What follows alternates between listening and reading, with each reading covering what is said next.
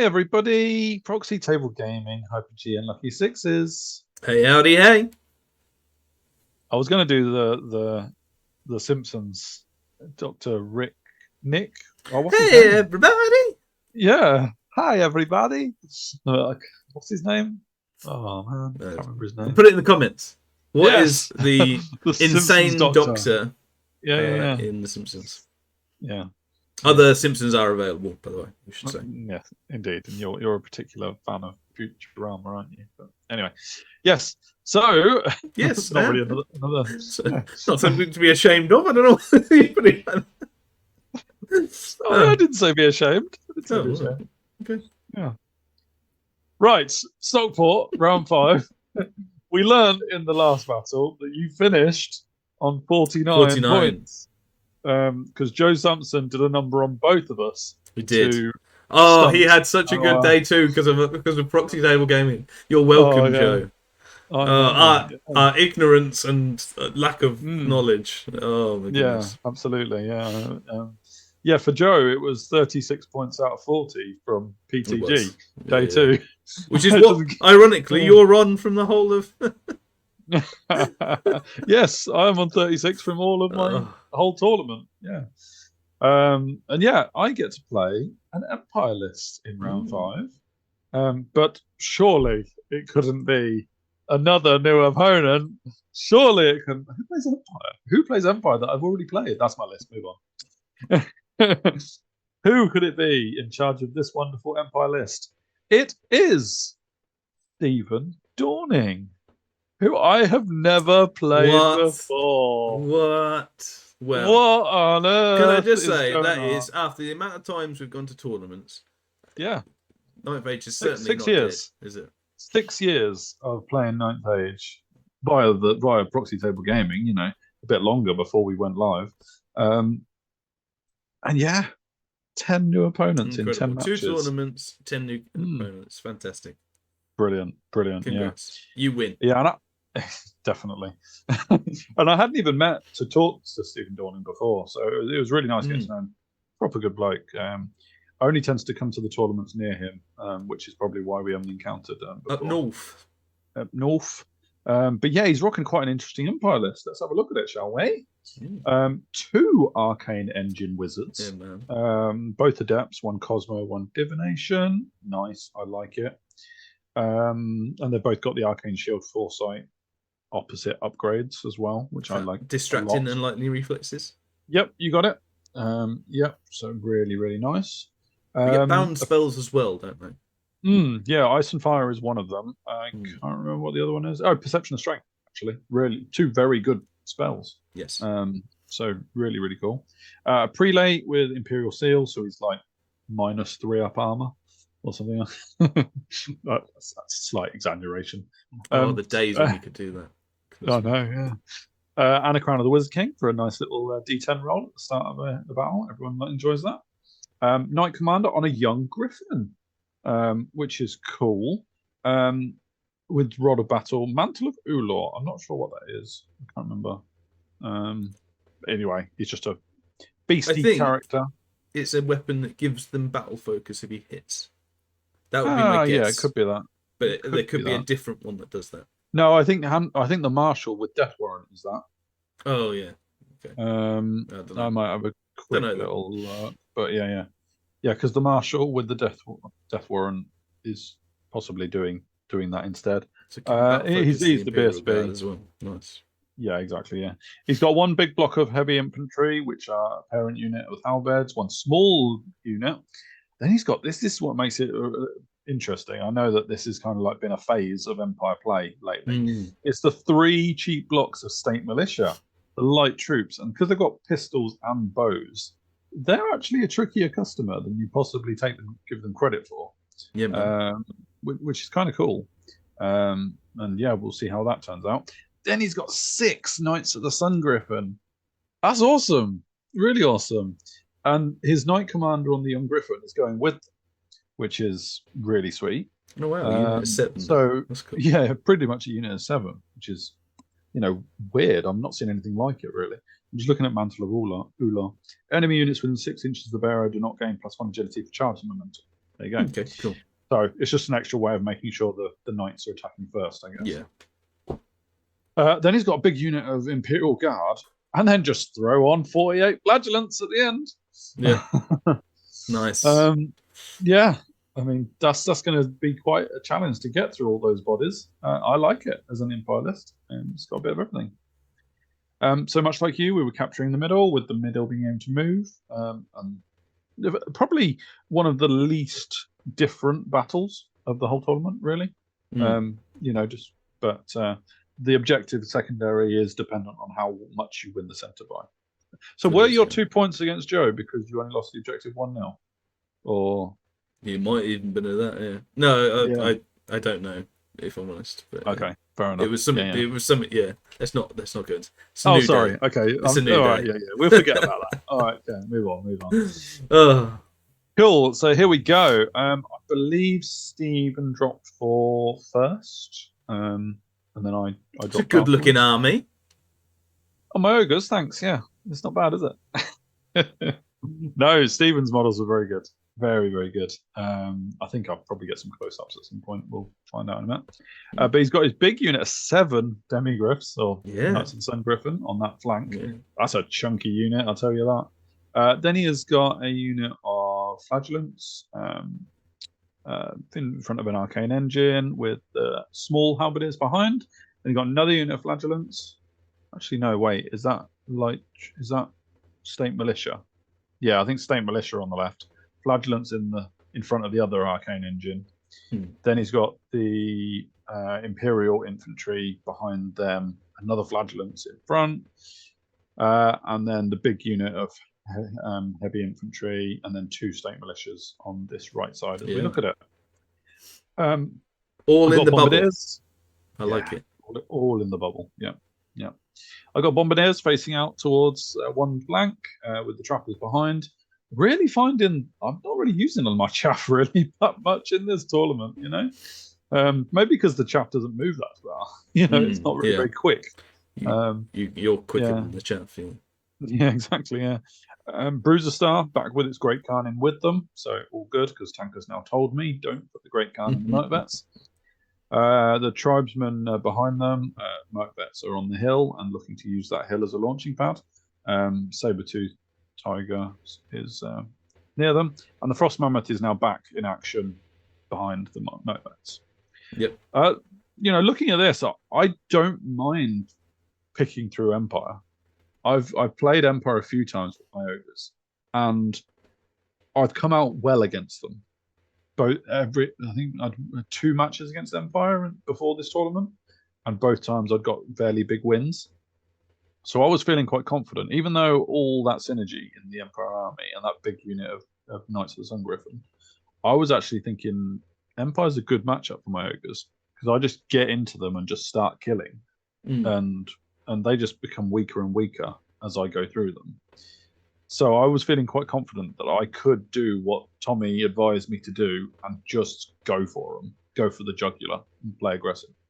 So I was looking forward to this one, and we'll see if that comes to pass, because sometimes fate says otherwise. So yeah, here's some good pictures of Stephen's models. Very nice, man. Very nice models all round. Beautiful color scheme. Beautiful. Each individual model has just had so much time and patience and stuff, and it's beautiful. Really, really cool. Yeah. So he goes first because he dropped for first. I think he does an ice and fire or shooting combination. Might be a combination of both. Kills a bombardier. That's fair enough. Another bit of shooting. Kills a bruiser. And then I run at him. You run, baby. Oh, yeah. Effectively, I run full throttle at him with my Bruiser Star because they're not scared of anything. And I basically want the center, and I'm just not planning on stopping when I get to the center. Mainly because I've got the tribesman unit that's just going to come up behind and claim. That is some confidence, man. Yeah. The immediate thing that screams out to me, sure, which is you don't care that the Sun Griffins are in your flank. No, I don't care. Do we know whether you measured that it was a long charge, I don't know. or did you just not care? What was the? I'm so confident that I can kill lots of flagellants Yeah, and that I can get multiple -1 to wound spells off. it won't That matter. I was prepared to risk a long All flank right, charge. that's Yeah. cool, man. And the reason why I wasn't too fast is because I moved my Frost Mammoth in to countercharge. I figured that the bruisers could stay steadfast if I didn't do well in that scenario. Okay, cool. Yeah. That's all. That's It was my pretty. only comment. Yeah. Ballsy enough. Yeah, Absolutely. Yeah. My Merkbets don't go quite fast forward. sure. And yeah, here is my plan to make them less Yeah. in danger. Every time, every picture we do, the demogryphs, the Knights of the Sun Griffin look a little bit closer, don't they? But yeah, I got -1, -2 to wound effectively on my unit, yeah. which is amazing. Cool.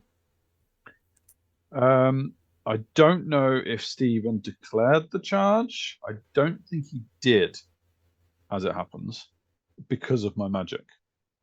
With the Griffin. Yeah. So he's come up to chaff you. So he's come up not to chaff me. Well, it depends what you define as chaffing, really. That's a unit of flagellants right in front of me. It's not a unit of state militia. It is a unit of flagellants, but he's come up to get in my way and see whether I fancy it. Now, the issue, of course, with flagellants... 2 units of flagellants. 2 units of flagellants. One moment. Speed bump, speed bump, speed bump. Yep, you got it. And then Imperial Infantry right behind them. Now, does that put me off? We'll find out.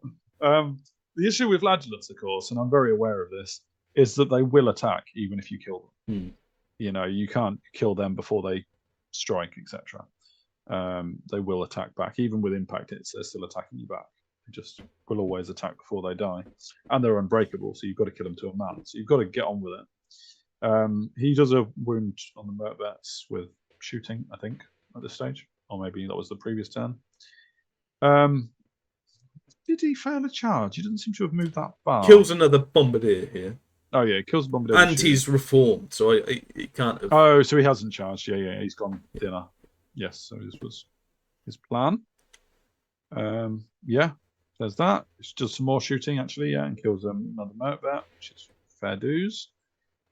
And yeah, I just go grow.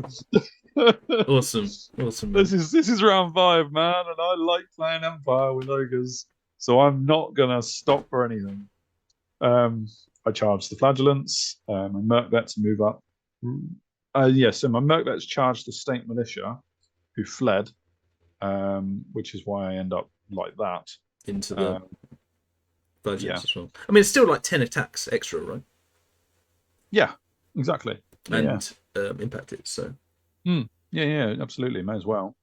And I move the Frost Mammoth back over on top of the hill to deal with the state militia and also give them -1 agility, which will be a thing if the heavy infantry decide to get involved against the Merkbets. So that's why I did that. My bombardier unit is now down to 1 model, which is why he's now running towards the back of the hill and trying to hide. Over here, that's just a close-up of how we ended up after my Merkbets charged and fled off the state militia. The first unit of flagellants is dead. It's gone. I go through it. This time I do only get Awaken the Beast off for resilience. So I'm 1 less -1 to wound spell. But the bonus of getting that off is that I could break the spirit on the flagellant unit. Okay, cool. Okay. Which meant they were -1 to hit. Which is brilliant because obviously I was reducing their offensive skill, so they were hitting on 4s to begin with, and then 5s. I think they have hatred, don't they? Or do they not have that? No, they don't have that unless they've got a prelate. So I can't remember, but it just meant that he didn't get many through, and so he does take off the back rank, or 3 models worth, because those aren't my tribesmen; they're the dead bruisers in the picture. But still, I go through them. And I believe I just carry on running at him. Nice. With both my Merkbets and my flagellants. Now, if you were concerned about a flank charge from the Knights before,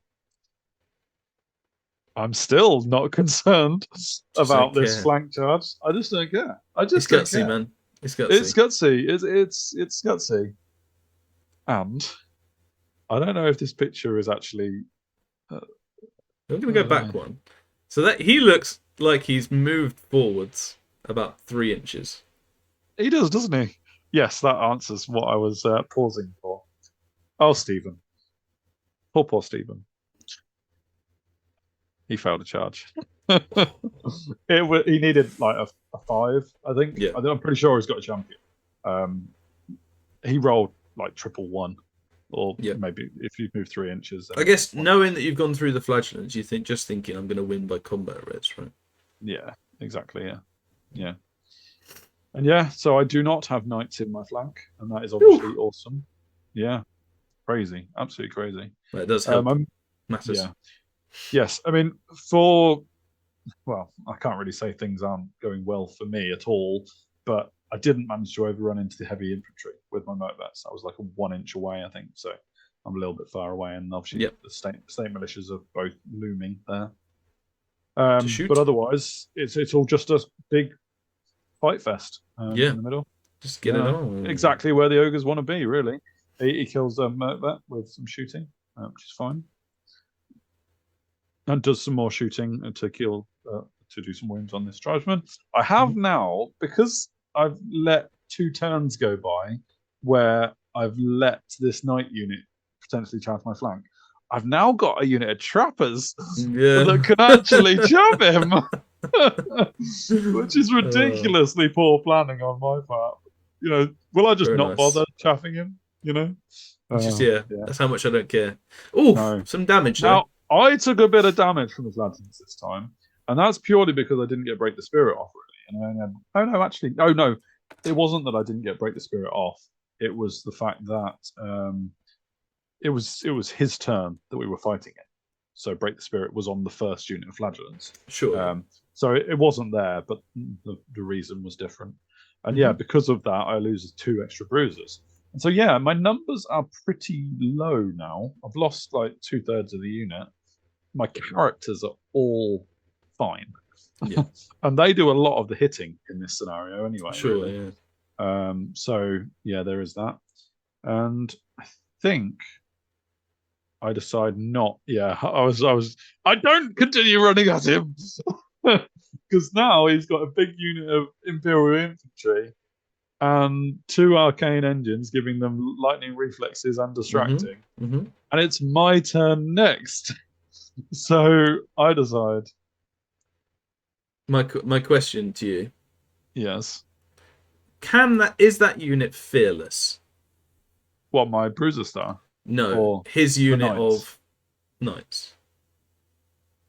I don't think so. Okay.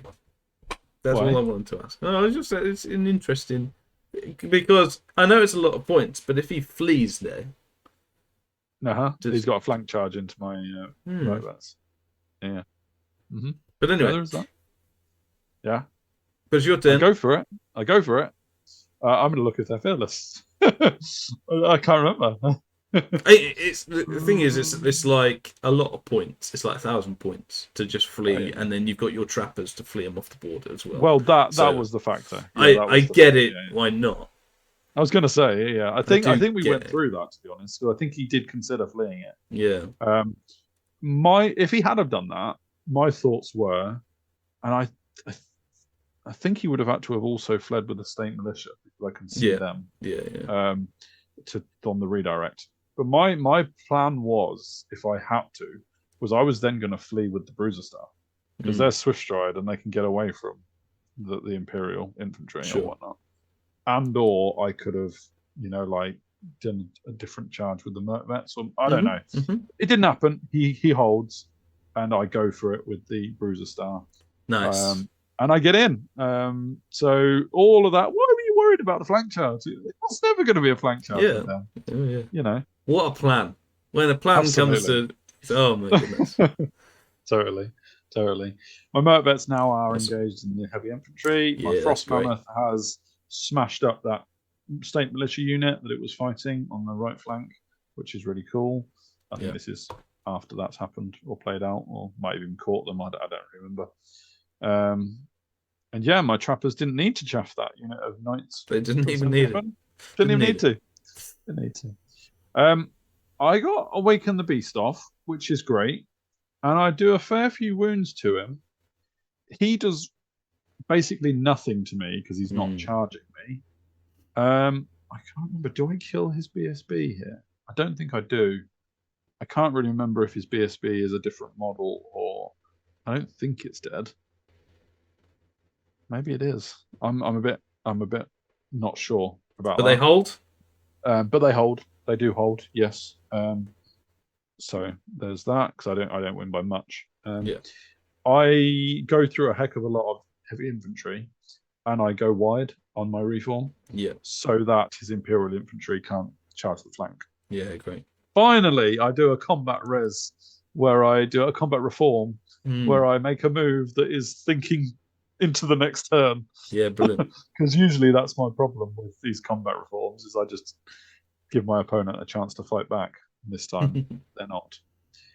Now this was interesting because I was thinking to myself, I'm in a really good position here. I'm just going to grind through the Knights of the Sun Griffin. I'm going to grind through the heavy infantry. Then both units can turn around and deal with the Imperial infantry if I need to. And then he declared a flank charge with this itsy unit of halberdiers. And I was thinking to myself, okay, well, I'm not worried about that. I've got my Great Khan over there. I've got one bruiser left alive over there. Not worried about that at all. What can go wrong? The State Militia kill a couple of trappers as well over there, but that's not really all that important. I wasn't using my trappers anyway. I kill a whole load of heavy infantry, but decide to let them go, I think. And the reason I do that is because I have to reform to face the Imperial infantry, which are now turned to face. Or pivot, technically, using technical terms. It was indeed a pivot, and that's the reason I had to stay 5 wide. Not that that was a problem, because he's so wide, but I couldn't have considered putting one behind because it would have meant I couldn't charge him. This is at the end of his turn now. Have we done the other combat? I don't think we have, but what you'll notice is there's a couple of magic dice on the bruisers. That was perception of strength to reduce my strength, which isn't and often AP? The way it's used. Yeah, and AP. And with that, it meant that I didn't do much to the Knights of the Sun Griffin. Was it double perception of strength because he got it on a bound spell? Yes, it was double perception of strength, which is crazy good because my strength 6 AP3 bruisers were now strength 4 AP1 bruisers. Yeah. That meant I just didn't get through the 2-up armor of the Griffins. And I think my Great Khan didn't do a lot to the halberdiers. Well, clearly, they've only killed 2. Maybe my Great Khan had to attack the Knights, I'm not sure. But effectively, I'm a lot down by combat res at this point. And I flee. Oh my goodness. And, oh my goodness, that was all because of a little unit of halberdiers charging my flank. And some very... What's that? What's the but? You get away, right? I get away. Yes, I get away. With my 3 characters that are alive. I have lost my Great Khan? No, he's there. Oh, I've lost the Pyromancy Wizard. The fire one. Died. So, another question now. Because the unit of bruisers are dead. Yes. Do they count as below 25%? Because I started off as a unit? Or now because the unit is gone, are they good? They're a new unit. Okay. They're a new unit. If I had 1 bruiser left, then I would be testing on half discipline. Okay. But because I've got no bruisers left, it's a new unit of characters. Cool. So, which is great because I'm now, rerollable. Well, not rerollable, but 9 discipline until my BSB comes back. But yeah, my tribesmen who were thinking of just bringing up the rear, and you see Stephen's been moving that center objective a little bit nearer his side every time. Because I was gaining a few on the way through. can't remember what the overall score is, but I think I'm up because flagellants weren't scoring, and I was just slowly going through them in the middle. And yeah, I've got away with 3 characters, but that bruiser star being lost is not really something I was guaranteeing. Yeah. It's not like I've got that much of a counter charge against those knights either. That little halberdier unit, so that's an onion in the ointment. We'll see how I can react to this. So we do go into my turn, and because I've done a pivot rather than a reform, I can charge my motor bets in. And I did think about this one quite a lot because I was like, Imperial Infantry ranked up with a character with Death Warrant in them. Is this actually a fight my motor bets can win? Yeah. You know, is this a bit bold? But because I can get the Frost Mammoth in, and I can get him in on the side. And you are attacking first because they're great weapons, I am attacking first, yes, but they've got lightning reflexes. But that doesn't help because of my Frost Mammoth. So yeah, it's a really weird one because there was some weird little combination that went on that meant lightning reflexes turned out to not help him. I can't remember what it is. That's it. Yeah, he attacks last even with lightning reflexes, and that means he actually hits on one worse than he would have done without lightning reflexes. Does that make sense? Why do you hit worse? Because lightning reflexes. No, you don't hit worse, but he just doesn't gain the benefit of it. Yeah, because you got great weapons, you don't get +1 to hit, but you do strike at agility. Yes. So, but yeah, I know what you mean. Yeah. It was a weird one where. The bonuses, it didn't help. I'm also able to use the Frost Mammoth to make that unit of heavy infantry run as well. But I obviously redirect into the Imperial Infantry, which is cool for impact hits, extra ogres, and stomps. And because he's attacking last, I think I'm gonna kill a lot of them before they strike. And I've got a magic phase to buff me up, hopefully. So yeah, I think it's too good of an opportunity to not go for. Especially with my backfield looking a little bit risky now because of the bruiser start going down. Totally. Fortunately, I do rally my characters, which is very important, and I'm able to rally them in such a way that they're no longer in line of sight of the knights. Yeah. My trappers move aside. Why would they chaff the knights now when they don't need to? Because the knights can't see anyone. And my tribesmen move up to just sort of also stay out of line of sight as well. Looking good. I only get Children of Umi off, but it's good. Every little helps. Exactly, yeah. And this is what my mercs do.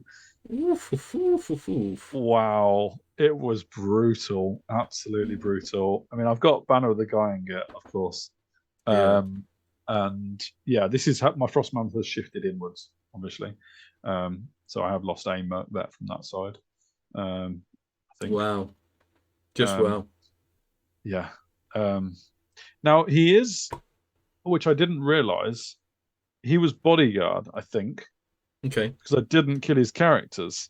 So technically I didn't get the full effect that I thought I was going to get, which was going to be overrunning, killing his heavy infantry and getting to his arcane engine. Yeah, but still. So that's like a little bit of a, oh right, what does that actually mean moment? Yeah. We'll see what it means. Because he charges both of them in for some impact hits. I mean, why not, right? I reform to put a merc bet behind just to give me an extra, chance of stubborn or whatnot. Well, actually, because I wasn't sure he was going to charge both of them in. And I wanted to get that one fighting, even with 3 attacks from the back. Killing the Imperial Guard's important as well. Exactly, yeah. And Stephen was very much like, I could just move my arcane engines away and keep their points, but I think we'll just see what happens. And if he gets high numbers on both his impact hits, then he could do a number on me, which would bring the battle back to him. Despite my goading, the halberdiers do not charge into the characters. I was like, those halberdiers have battered my bruiser star. Why was so good? Carry on. They're so awesome. But no, Stephen doesn't take it. You can see my piles of dice as well. Yes, very. Yes, I was also being very good. Thanks to Ollie for encouraging me to do that. And those same militia also on that side are still trying to shoot off trappers and not really getting very far. Yeah, old trappers. I know. This is the result of the double charge from the arcane engines. I kill all the Imperial infantry. He didn't roll very well on his impact hits, which meant perception of strength didn't really help much because he didn't have many dice to roll. My Merc vets killed the Imperial Infantry. Actually, no, I kill all the Imperial Infantry, leaving him with 2 characters, a BSB and a Prelate, who are both wounded quite heavily. No one catches. Well, my Frost Mammoth doesn't catch the Arcane Engine or the characters, which is annoying. But I can't complain the way this is going. So it's your turn next, right? Yes, because he charged in, and this was his result. Yeah, so it's all fine, really. And yeah, it's certainly going my way over this side of the battle, and I'm managing to maneuver the rest. In my turn, I charged the Arcane Engine with the Frost Mammoth. Yeah. I think we worked out, because the Arcane Engine was a wizard, etc. I think it worked out that it was worth more to do it that way round. Because you'd already got half points for the Imperial Canteen. Yeah. And the Prelate wasn't all that expensive and whatnot. I can't remember. Just wondering, because the BSB was... Oh, I can't remember. But this was the right play in terms of points anyway. And I charged my tribesmen into the flank of the halberdier unit, because that way I don't have to worry about the distracting obstacle, which was a bit cheeky. And then I go back to Mr. Confident mode and put my characters in front of the knights and just say, "Come on then, come on then. You needed your little halberdier buddies to help you out last time, but they're a little bit busy getting ogre munched. Yeah. So do you want it?" Especially, and then I also cast Awaken the Beast, Children of Omi, and Rod of Battle to just very nice at the right very time. Nice. And Break the Spirit. And the Break the Spirit. What the hell? I mean, this was akin to your Minotaur magic phase. How'd you get that off? I know. I think. What?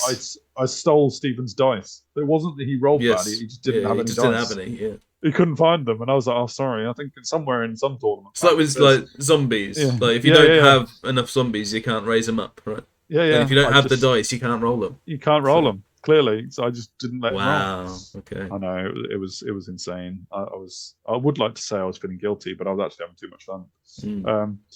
Yeah. I lose another Merc vet, which does give me half points on the Merc vet. So he's got 1.5 of my bruiser stars, my death stars, but I do kill the Arcane Engine. Get another point on the objective, which is important.